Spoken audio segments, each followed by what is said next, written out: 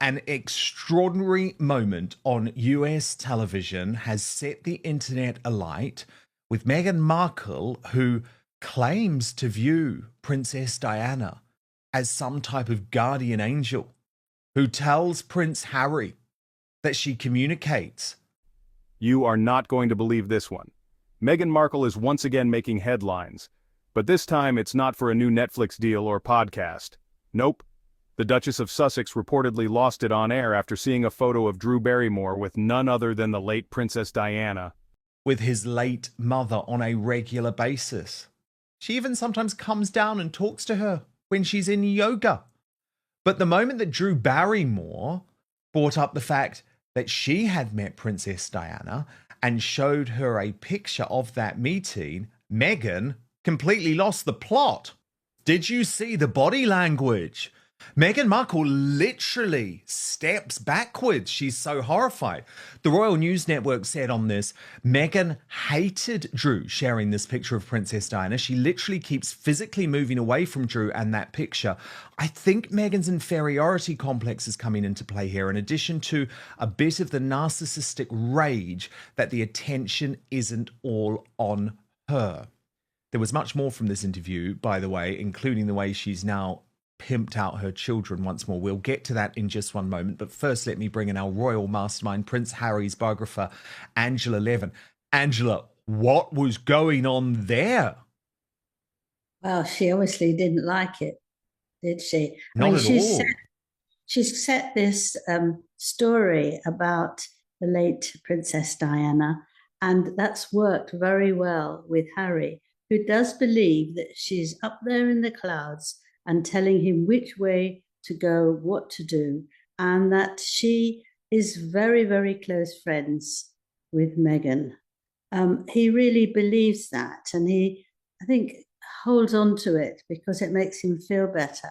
But Meghan can't allow anyone else there because this is very, very private. And she gets, I think, very, very angry if anything else happens. I mean, she has lied on the earth near where Diana is buried, and actually, help me, and done all that sort of thing. And she feels, or she says, she is doing that for her. So that's absolutely no good if someone else has met her and feels that she was wonderful, and that feels that she's also in the same group. She doesn't want that at all. We've even seen with Meghan that she's all alone in who she wants to be. She wants to be the best one. What sparked this unexpected meltdown? Why did the internet go nuclear? And what does this mean for Meghan's already fragile public image? Let's get into it. The drama started when Drew Barrymore posted a heartwarming throwback image showing herself with Princess Diana during a charity event in the 90s. And she doesn't want to be inferior. So the fact that she must have felt that, oh, what am I going to do? She didn't know what to say. Fascinating. It was utterly fascinating because this is the problem in these TV appearances. Meghan can never really hide her true self, no matter how much she tries. In the end, the mask always slips. The first time I met Diana, she did have this amazing aura. She makes you feel, you almost can't speak. That she's so beautiful, and her eyes are so piercing but warm towards you that you think, oh gosh, I've got to do my very best. But I don't believe that she's going to tell me what to do in the world. No, I'm not good enough, really, would I? I would have loved to have met her. I would have loved to have met her. Very special. Yeah, I'm very jealous very about that. Very special. Now, look, obviously, Angela, we see the children being constantly pimped out. All of Prince Harry's rules about protecting them have gone out the window because they have this Netflix show to promote. And look at this. She actually enlisted the help of the children for this segment with Drew Barrymore so that they could make cookies. And again, when you look at the pictures, showing their interaction, lots of focus saying that Meghan was, look, see that kiss? It's almost like, I think we've got a still of it, but it's like she's almost grabbing him and she's very much looking at the camera. It's very odd body language. Now, the Drew Barrymore show got such pushback on all of this, Angela, they've actually had to protect their posts on X. But at the end of the day, can you understand why people are so horrified that as soon as this Netflix show had to be promoted, all of the thoughts of privacy of the children is out the window? Yes, I mean, I'd be one of those who's been absolutely shocked because it was so important to Harry that they were protected. Obviously, because he's had he's lost his mother and he doesn't want them to be in any sort of risk. And so but this was more important, that she got them to be with her. And I think it's absolutely terrible to use a child to allow you to earn money or to show off or to show the world how clever you are. I mean, it's awful. And I also think that actually saying that Archie said, oh, mummy, don't work so hard. He's 5. Whether you believe it or not, he's now attached to that sentence. However old he is, that's his sentence. And I think it's terrible that a child should be part of that. I mean, it just is disgusting, particularly when a husband doesn't want to do it. So all this lovey-dovey, kiss you, cuddle, hold on tight, I think it's more important to actually go along with what he really, really doesn't like and what really, really worries him. And she doesn't do that because it's more important that she is there and get more people watching if she's got her children there. It's really unbelievable. The photo quickly went viral. Fans gushed over the princess's grace and Drew's childhood innocence. But apparently someone wasn't thrilled about this nostalgic moment.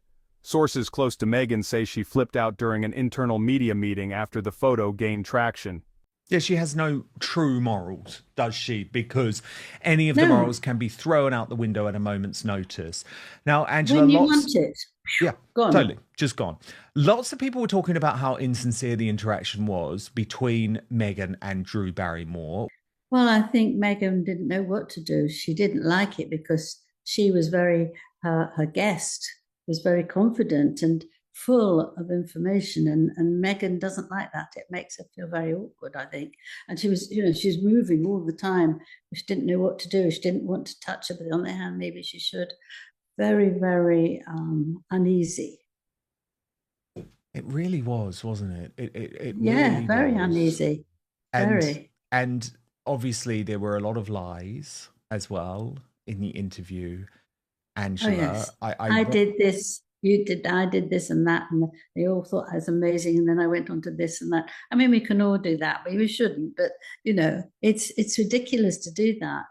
She doesn't have to grab all that information. I don't think she needs to do that. She's got things which she can say, but that's not good enough. She's got to be 1 or 2 up on this other person all the time. She can't bear it if anybody actually has done more, said more, seen more than she has herself. Do you notice there, Angela, she couldn't think of any others because there are no others, just made up. No, but not only did she just say zebra, but she said, what makes your child like their father? She didn't say, give me a word that can say that his father would say. She didn't want to actually say, well, he's got the same sense of humor, or he's got just as good running with the football, something. But just to say one word means absolutely nothing. She didn't want to. She didn't want him in. This is Meghan's show, and she doesn't want it. And you see that even if it's a little small thing like that, she doesn't want to say, oh, well, Harry's wonderful with XYZ. It's not. It's just one word, zebra, which I mean, it's nonsense, isn't it? One word. It's absolute rubbish. It is. Now, can we move on to With Love, Meghan, which is now the biggest Netflix critical flop in history. I mean, it's gone wrong, Angela, in so many ways. She's been accused of racism for the way that she mocked Mindy Karlin's accent. She's been absolutely slammed for her horrendous fake dancing, which I think we can see here. And I always just think, Angela, please, God, make it stop, make it stop. And then Jack Royston of Newsweek, who used to be a supporter of Meghan Markle, is reporting that even her favourite magazine, The Economist, has mocked her as Marie Antoinette. And he says the big story of the Whittle fallout has not been the fact of the criticism, but the brand names printing it. Jaw dropper after draw dropper, of which this is probably the biggest sting. But I mean, there are others. The Daily Mail did a good job, actually, of showing how the show is just hated by everyone.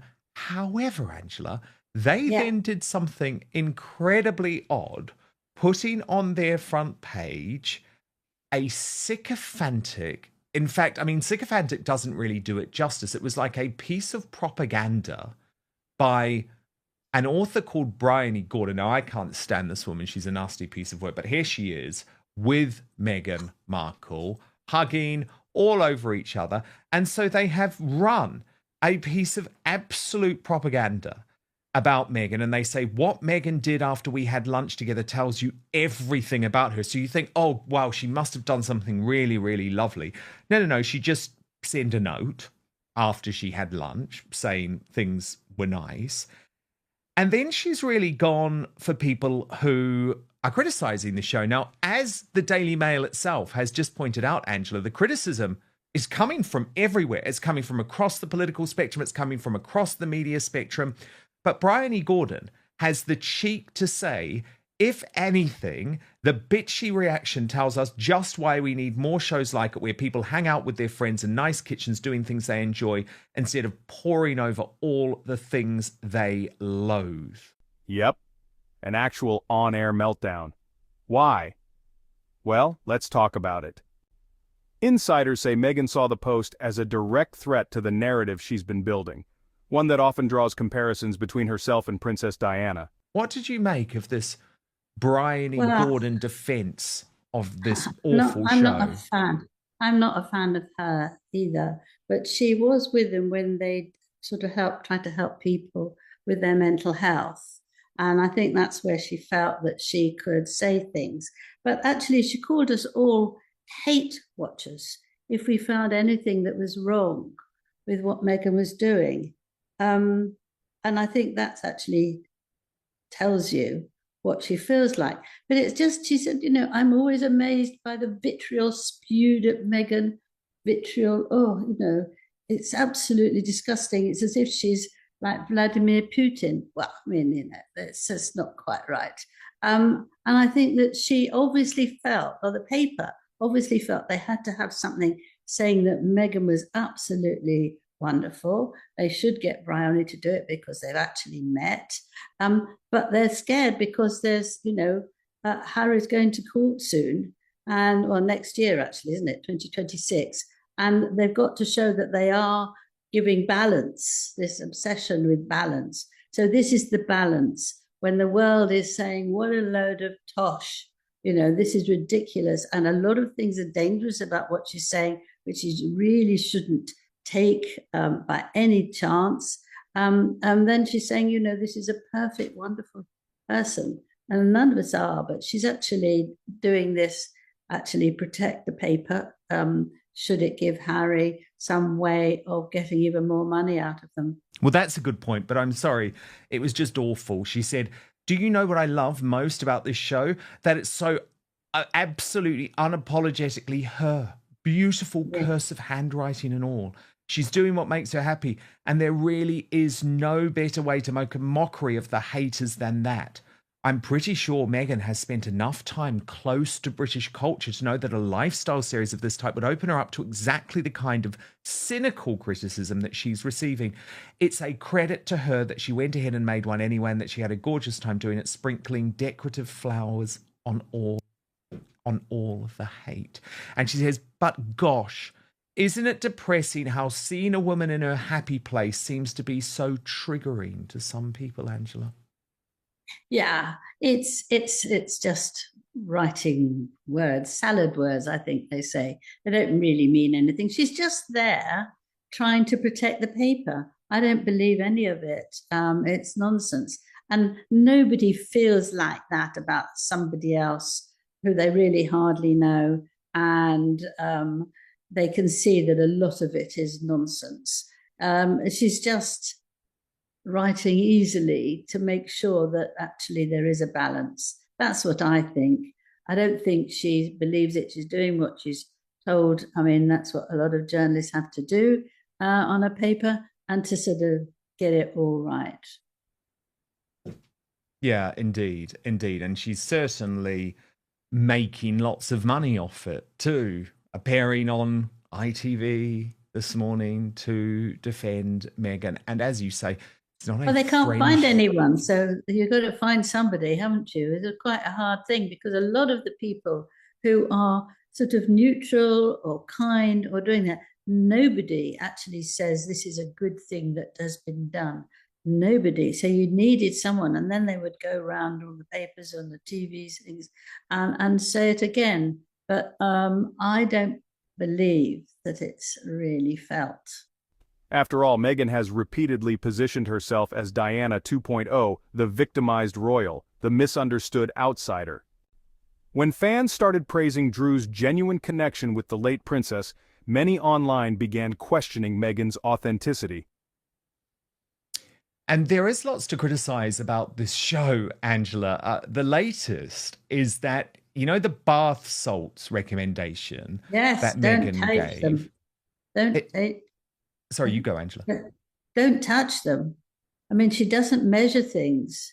And actually, what she can put with oils and different smelly things, you can actually make the skin burning. Yes, well, exactly, because there's an expert who's actually gone into this. Watch, and she goes on, Angela, to as you say. I read her this morning. Yeah, you explain. You explain. Yeah, well, it's just that actually you have to be very careful when you were dealing with things like that blend. You know, you can't just throw it in. I mean, that's like cooking, isn't it? You can't just throw it in. You have to be careful. You have to make sure that it's right and not dangerous one bit. And I think a lot of people have written to me saying, you know, how could anybody let that go through? You know, they can be sued because this is a terrible thing to do. It doesn't work, and people can have bleeding legs and take the skin off. You know, what on earth does she think she's doing? Why doesn't she actually make sure the amount she's doing? I mean, I'm no scientist, but you have to be very careful with those things, that you are actually, you know, putting the right amount at the right time. Goodness me. I mean, but deeply irresponsible, you might say. But that's the problem when you get an amateur who doesn't know how to do any of this stuff. Angela, I also wanted to ask you about Meghan's clothing. I mean, you have crunched the numbers and worked out that she spent £130,000 on her outfits. But I think the thing to me that was most shocking is the fact that where was the colour, Angela? Because do you remember one of Meghan's lies, I think it was to Oprah Winfrey, was that she was unable to wear bright colours when she was in the royal family because, you know, she had to coordinate her outfits with the late Queen Elizabeth II and Camilla and Catherine, who were more senior than her in the pecking order. But actually, the royals always said that was a total lie. She could wear whatever she wants. And look at what she chose to wear in this series, Angela. Beige as beige can be. Well, what she said, what Meghan said, was that the royal family didn't want her to stand out. That was the words, that was the sentence she said. And if she wore bright red or bright orange, or, you know, that way people would see her, and they didn't want to see her, so she had to wear neutral colours. But she keeps on wearing them. But the thing is, I mean, she changed innumerable times, and you think, well, did she get a stain on that? You know, she spent an awful lot of money wearing all these off-white clothes. And you think to yourself, this is not how you work. Why do you put an apron on, and that will make sure that you don't have to keep changing your clothes? I mean, it is very odd. And you see, short sleeves, long sleeves, but mostly I would say 2/3 was neutral color.